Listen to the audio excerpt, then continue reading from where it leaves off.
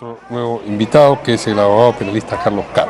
¿Cómo está? ¿Qué tal, doctor? Bueno, va a poder ayudarnos, doctor, a entender un poco los procedimientos que hemos visto hoy. Desde luego, los abogados del señor Alan García son también sus amigos. Entonces, un poco en medio de la confusión, del caos de las primeras horas de la mañana, entendíamos sus respuestas. Pero es bueno también que nos hablen otros abogados que no están, digamos, relacionados directamente en el caso para entender, por ejemplo, si el ingreso que ellos acusan fue indebido del fiscal, por lo que hemos visto, porque lo transmitimos nosotros en América Televisión en vivo, logramos ver en vivo cómo entraba el fiscal y la policía de Diviac. Es lo que se acostumbra a hacer en operativos como estos. Claro, el ingreso ha sido regular y voluntario, porque ellos tenían no solamente una orden de detención preliminar, sino además tenían una orden de allanamiento, con lo cual ellos podían incluso ingresar por la fuerza. Así es, si no les abrían la puerta. Cosa que no hizo falta. ¿Qué sucedió en el caso del señor Jaime Yoshiyama? Claro, les rompen la puerta e ingresan para buscarte, eso puede suceder. Ahora, ¿qué ha pasado dentro? Es el tema que está en debate. Justamente el Ministerio Público ha abierto una investigación de oficio para ver si se han seguido los protocolos correspondientes, que básicamente siguen una regla. La regla 1, que implica transparencia, te tiene que decir el funcionario, en este caso el fiscal: señor, venimos a ejecutar una orden de detención. Así de claro. Lo que pasa, no digo que en el caso concreto haya sucedido, sino que en la práctica los fiscales a veces, para no generar escándalo, lo que hacen es decirle, venimos a dejarle un papel, o venimos porque queremos notificarlo de algo. Claro, pero no le dices de frente para que la persona no se ponga nerviosa, para que no escape o no ofrezca resistencia. En la puerta de la vivienda, el fiscal efectivamente no tenía el cintillo que normalmente usan los fiscales, estaba con un documento y dijo a la persona que estaba abriendo la puerta ante el tocado del timbre que tenía un documento del Poder Judicial y que debían ejecutarlo. Claro. Es así que el personal de servicios de la casa del señor García le abre la puerta y él pregunta, ¿se encuentra el señor García dentro? Sí, él está aquí.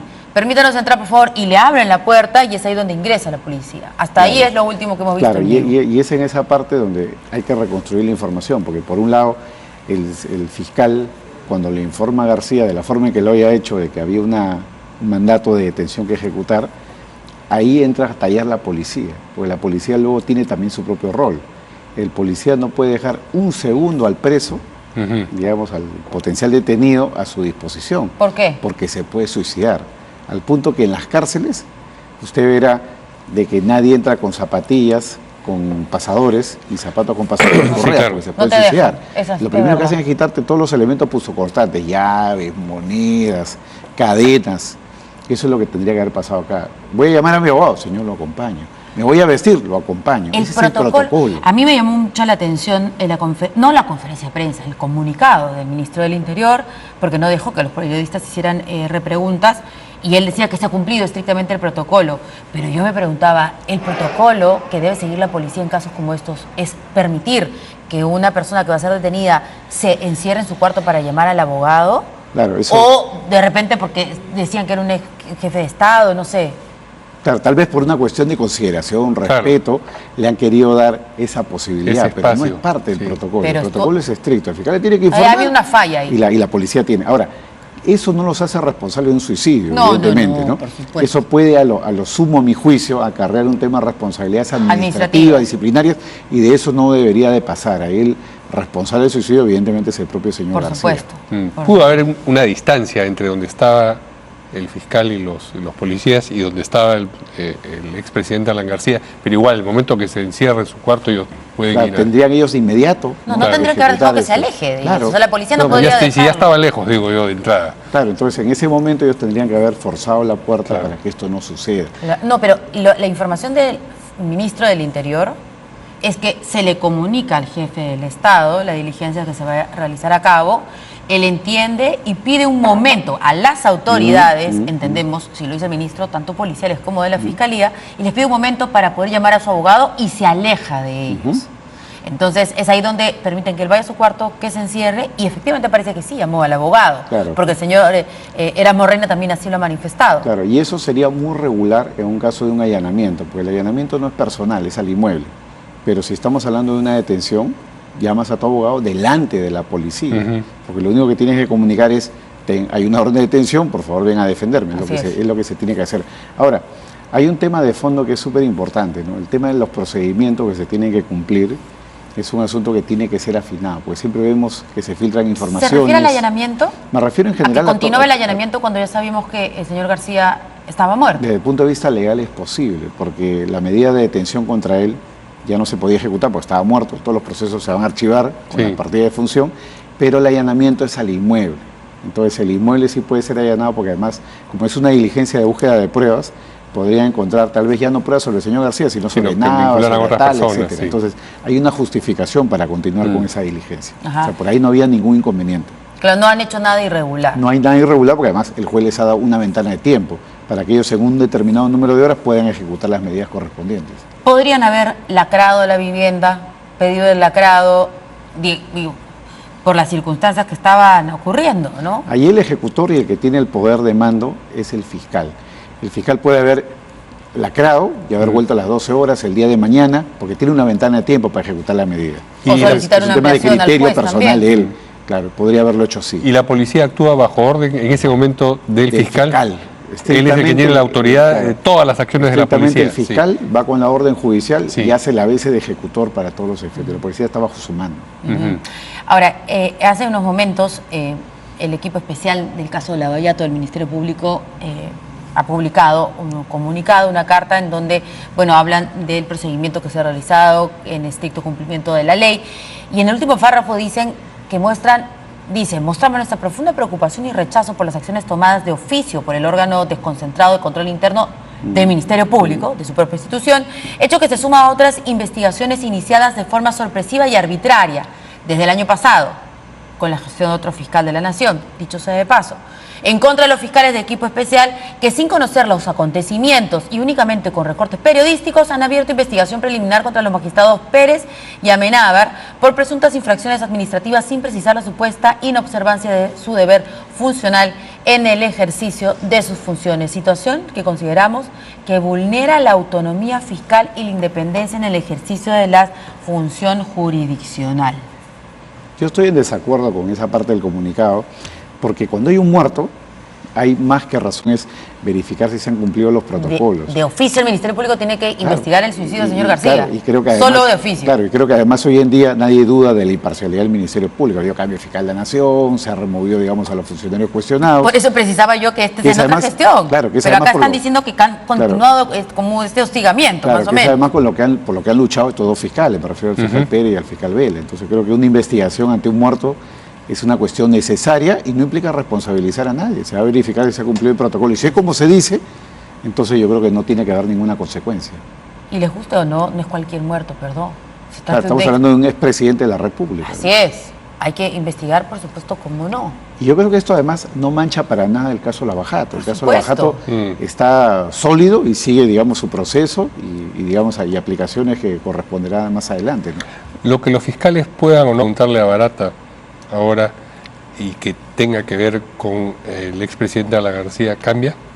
No, porque si bien el expresidente García ya no puede ser culpabilizado, evidentemente, en la medida que la tesis de la Fiscalía es de una organización criminal, la ubicación de cada pieza en ese rompecabezas es fundamental, de modo que le pueden preguntar sobre el señor García, porque si, por poner un ejemplo, el señor García recibió un dinero, tiene que ser a través de alguien, y esos alguien son personas que están siendo investigadas, sería el señor Atala, sería el señor Navas, son personas que pueden ser investigadas a la luz de la información que conduciría, digamos, a los fondos del señor Alan García. Claro. Entonces creo que ese tema se mantiene completamente abierto. Ok, porque el archivamiento es específicamente sobre Alan García. Sí.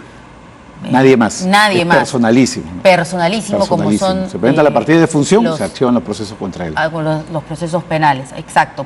Pero la próxima semana, que es el interrogatorio a Barata, 26, entendemos, tiene que continuar y se tiene que hacer las preguntas relacionadas al extinto exmandatario. ¿No es exactamente, cierto? Hay toda una, digamos, toda una ronda de declaraciones que va a realizar el señor Barata, entre ellas para este caso seguramente, y dará las versiones que correspondan. Respecto a los demás implicados, aunque en el camino, en la versión, en la narrativa, salga el señor García a relucir. Bueno, particular expectativa la que ahora hay sobre este interrogatorio que se le va a hacer a Barata, porque también podría no decir nada, digo yo, no sé.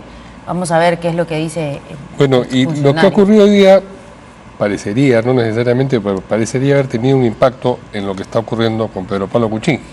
Porque la posición de la Fiscalía ha cambiado. Si bien es cierto diciendo que primero hay que hacer un examen médico para adoptar esa decisión, pero ya lo que pide no es la prisión preventiva, sino el arresto domiciliario. Claro, yo creo que hay una moraleja después de todo esto. Evidentemente el caso Lavajato tiene que seguir su camino, tiene que seguir su ruta y tiene que condenarse a los culpables, pero abre el debate sobre el valor de las prisiones preventivas y detenciones preliminares, ¿no? Todo el mundo está claro de que había mucha información para procesar a García como el señor Kuczynski, pruebas de cargo, pero lo que siempre se ha puesto bajo discusión y sigue bajo discusión incluso en el caso de Keiko, por eso hay una casación que se va a ver el 26 a nivel de la Corte Suprema, es si es que hay peligro de fuga y si es que hay peligro de entorpecer la actividad procesal, ¿no? En el caso del señor Kuczynski ya ha habido muchas críticas en el sentido de si una persona de 80 años, la posibilidad que fugue es muy limitada, como el hecho de que la Sala Superior o el juez no ha sustentado debidamente en qué consiste el peligro de entorpecer la actividad probatoria. Va a comprar testigos, va a desaparecer documentos después de tantos años, casi 15 años de ocurrido los hechos, una cosa un poco complicada. Y creo que ahí está el meollo del tema, porque nos estamos convirtiendo en cierto modo en un país donde la regla procesal para este tipo de casos graves es la detención preventiva. Que debería ser la excepción. Claro, que debería ser, digamos, la excepción. Recordemos Lula, ¿no? Lula, que, digamos, es el emblema del caso Lavajato, que está ahora preso y con 2 condenas, fue a prisión luego de que la condena hubiera sido confirmada en todas las instancias y luego de perder todos los habeas corpus que planteó. Sí. Entonces, digamos que en Brasil, que está acá al costado, que es donde se ha iniciado la mayor persecución por el caso de Lavajato, se tiene ese ejemplo, creo que es algo que nos debería llamar a la reflexión. Condena, sí, juicio, sí, sanciones, sí, pero tiene que haber, digamos, esta ponderación, ¿no? Por el caso, como repito, del señor Kuczynski, el efecto ahorita es inmediato, porque había un pedido de detención preventiva hasta por 36 meses, no solamente, está cambiando a la domiciliaria, ¿no? No solamente atañe a la Fiscalía, también al Poder Judicial, porque es el Poder Judicial el que acoge estos pedidos y los valida en primera y en segunda instancia, porque ha sido una apelación en el caso de Kuczynski. El fiscal es una contraparte y puede pedir lo que quiera. Claro. El juez tiene que controlar la situación. Y creo que ahí hay cierta, digamos, cierto tema que trabajar a nivel de los jueces anticorrupción, porque están, yo creo que en cierto modo imbuidos en la idea de que mientras más detenciones preventivas haya, más eficiencia hay en el sistema, se cobra más legitimidad, y yo creo que eso es algo que tiene que modificarse o reflexionarse. Y ahora que recuerda esta casación que está pendiente del caso de Keiko Fujimori, la abogada de Keiko Fujimori precisamente ha ganado un pronunciamiento, podríamos decir, ¿no es cierto?, de la sala del señor San Martín relacionado al tema de las prisiones preventivas por un caso que ella estaba siguiendo, y ahora el 26 tiene que pronunciarse también en una sala sobre el caso específico de Keiko Fujimori. Claro. Y la respuesta, si es que fuera favorable de la misma manera que fue la semana pasada por esta casación de este otro caso, tendría que ser inmediata. Eso quiere decir que Keiko Fujimori, si es que le dan la razón en esta casación, sale inmediatamente. Hay algunos temas ahí que precisar, ¿no? Primero, el doctor San Martín se inhibe siempre en los casos de Keiko Fujimori, con lo cual él no va a poder presidir esa sala. Segundo, que la casación de Keiko todavía está en etapa de admisión. O sea, lo mejor que podría pasar es que se admita a trámite y se tenga que ir luego una audiencia posteriormente para que se debate el tema de fondo, si se debe estar libre o debe seguir bajo prisión. Lo tercero es que la casación que ha ganado la doctora Juliana Loz es una casación en términos generales que afecta al principio de la detención preventiva, ¿no? Debe probarse el peligro procesal. Pero en el caso de Keiko hay una particularidad que no se ha discutido en esa casación y es la siguiente. Es si es que a partir del argumento hay una organización criminal, debe de presumirse el peligro de fuga o el peligro de entorpecer la actividad probatoria de la Fiscalía, es decir, la obstrucción a la justicia. Dicho de otra manera, para que el público entienda, tanto el juez Carguancho como la Sala Superior en su día, que establecieron la doctrina según la cual cuando hay una organización criminal, como el caso del Partido Fuerza Popular, según la versión de la Fiscalía, la organización criminal tiene muchos brazos largos, ¿no? Entonces, si la señora continuaba fuera, digamos, fuera de prisión, en su casa, la organización criminal la podía ayudar a fugarse, o la organización criminal podía ayudarla a comprar testigos, o presionar testigos, etc. Ese es el punto de discusión. Si es que yo digo, tú eres parte de una organización criminal, ya debo de presumir tu peligrosidad y no debo de probar nada más. Ese es el punto que va a discutir la Suprema, y yo creo que es un tema bien complicado, considerando las estadísticas, ¿no? La Corte Suprema, por lo general, rechaza el 90% de las casaciones ya en la etapa de admisión. O sea que si pasa esta valla, podemos esperar novedades importantes de la Corte Suprema sobre el pronunciamiento de fondo en el caso de Keiko. Sin perjuicio de ello, Keiko tiene abierto el camino del cese a la prisión preventiva, porque ha pasado varias semanas, varios meses, puede haber habido actividad probatoria, incluso la discusión que hemos comentado acá de Brasil, ¿no? sobre si esto es delito electoral o si esto es delito de la justicia penal, son elementos probatorios que se pueden poner sobre la mesa para una cesación de la prisión preventiva. Y más aún en el contexto del expresidente García, que ha fallecido, donde todo esto se va a poner bajo debate, puede ser un ambiente, una coyuntura favorable para que su tema sea revisado y eventualmente obtenga no una libertad incondicional, sino siga procesada pero bajo regla de conducta. En el caso de Toledo, en cambio, esto no altera nada. En el caso de Toledo, para nada, al revés. Él es un prófugo de la justicia y lo único que cabe ahí es la extradición, ¿no? Que ha tuiteado el señor Toledo. Y bueno, o sea, ha extendido sus condolencias a la familia del señor García y también ha manifestado su preocupación por el estado de salud del señor Pedro Pablo Kuczynski, pero no ha podido ni siquiera escribir bien el apellido del señor Pedro Pablo Kuczynski, con quien ha trabajado además tantos años. En el caso de Ollanta Humala y Nadine Heredia, yo creo que ellos están expectantes al juicio, ¿no? O sea, y ahí yo creo que también... Que no hay acusación todavía. Hay un tema importantísimo, ¿no? Porque el fiscal Juárez, que está a cargo de ese proceso, desde el 2017, cuando pidió la detención preventiva, que ganó, pues, estuvieron presos 9 meses, él ofrecía que la acusación iba a salir en los siguientes días. Han pasado, en verdad, 1 año, 8 meses y hasta el día de hoy no se ha visto la acusación. Y creo que es un defecto del sistema porque, en verdad, los casos se ganan con goles, en este caso con condenas. Si la Fiscalía tiene un caso fuerte, como que creo que lo tiene, es un caso que se debe llevar pronto a juicio y definirse el juicio, culpabilidad o inocencia, y si son culpables irán a prisión y si son inocentes saldrán librados, digamos, por la vía del juicio penal. Pero digamos, la pelota está en la cancha en este momento de la Fiscalía. La Fiscalía es la que tiene que gatillar la acusación para que esto siga los pasos siguientes. Además sería el primer caso, ¿no? El primer caso del grupo de Lavajato que llegaría a juicio oral y es el caso más avanzado, ¿no? El del señor Humala y la señora Heredia. Pero es sobre la campaña. Es sobre la campaña. Que es diferente al caso del señor Pedro Pablo Kuczynski y diferente también al caso del señor Nava, podríamos decir, porque ya no va a haber una acusación contra el señor Alan García, pero son casos distintos por ese lado, ¿no? Claro, se trata de dinero, de coimas. Claro, Humala Heredia se asemeja más al de Keiko Fujimori, ¿no? Sí, porque son aportes de campaña, Y al de Susana Villarán. Y al de Susana Villarán. Que es el otro que nos tendríamos está ahí pendiente de pero que también puede, entre comillas, beneficiarse de toda esta situación, digamos, ya se hace menos verosímil que le vayan a dictar así nomás la detención preliminar y la prisión preventiva. Si una persona además mayor de 65, porque la ley establece como regla general la detención domiciliaria para un mayor de 65. Sí, pero yo me preguntaba en el caso de la señora Susana Villarán, ella recibió dinero para una campaña mientras era funcionaria, que ahí también hay una complicación adicional, diferencia con Keiko Fujimori. Y en este caso de Ollanta Humala, porque hay dinero en campañas antes que fueran funcionarios. En el caso de ella fue para la revocatoria, ¿no? Y allí podemos establecer cierta graduación, si quiere verlo así. La señora Fujimori menos, porque nunca fue gobierno. También, ¿no? Humala recibe supuestamente dinero en campaña, luego fue gobierno, pero en cambio la señora Villarán habría recibido dinero mientras era funcionaria pública y estaba tentando la no revocatoria.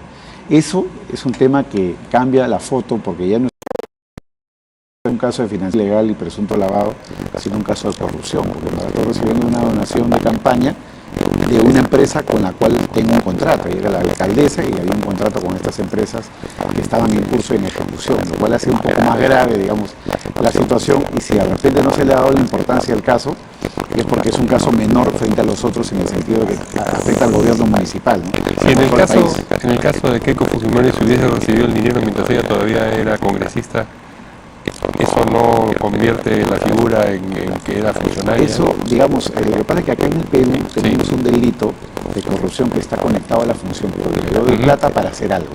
En el caso de la señora como no tiene un congresista, no tiene capacidad de decidir sobre contratos y temas, digamos, vinculados a proyectos de infraestructura, no tendría una relación, pero no dejaría la sensación de vacío. Por eso que yo en particular he propuesto en varias ocasiones. Bueno, la aprobación del presupuesto, que es algo que hace el Congreso, mi propuesta tiene una pierna, una pata ahí comprometida, ¿no? Mi propuesta en ese punto es que, siguiendo la legislación europea, básicamente se modifique en Perú el tipo de corrupción para sancionar al funcionario que recibe dinero por el solo hecho de ser funcionario, sin necesidad de probar que es a cambio de algo, con lo cual en el ejemplo que se ha puesto de la señora Fujimori, si hubiera recibido plata siendo congresista para su campaña, y eso podría ser calificado como corrupción. Porque muchos acá dicen, no, es que esa plata la recibí, pero en verdad yo no tuve acceso ni participación en determinado proyecto, siendo funcionario. Sí, pero sobre las campañas del 2011 y el 2016, Keiko Fujimori fue congresista hasta el 2011. Hasta el 2011.